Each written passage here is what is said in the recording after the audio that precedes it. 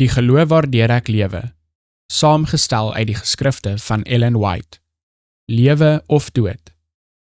Want die loon van die sonde is die dood, maar die genadegawe van God is die ewige lewe in Christus Jesus onze Here. Romeine hoofstuk 6 vers 23.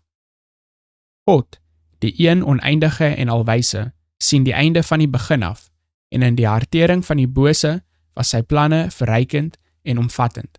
Dit was sy doel, nie net om die rebellie te onderdruk nie, maar om aan die hele heelal die aard van rebellie te demonstreer. Dit sal gesien word dat almal wat die goddelike voorskrifte verlaat het, self aan die kant van Satan geplaas het, in oorlogvoering teen Christus. Wanneer die vors van hierdie wêreld geoordeel sal word, en almal wat met hom verenig het, sy lot sal deel, sal die hele heelal as getuies van die vonnis verklaar. Regverdig en waaragtig is U wee, o koning van die heiliges. Openbaring hoofstuk 15 vers 3. In die finale voltrekking van die oordeel sal gesien word dat daar geen oorsaak vir sonde bestaan nie. Wanneer die regter van die hele aarde van Satan sal eis, waarom het jy teen my in opstand gekom en my van die onderdane van my koninkryk beroof? Kan die oorsprong van die bose geen verskoning maak nie. Elke mond sal gestop word en al die leerskale van rebellie sal sprakeloos wees.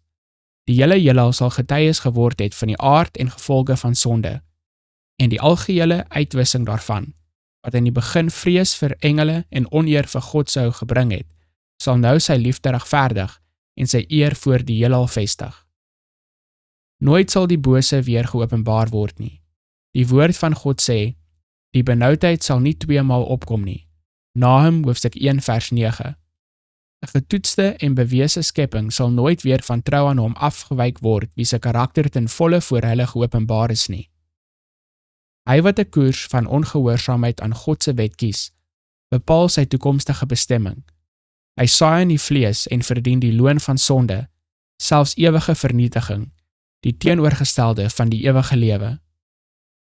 Onderwerping aan God en gehoorsaamheid aan sy heilige wet bring die sekere resultaat. En dit is die ewige lewe, dat hulle U ken, die enige waaragtige God en Jesus Christus wat U gestuur het. Johannes hoofstuk 17 vers 3.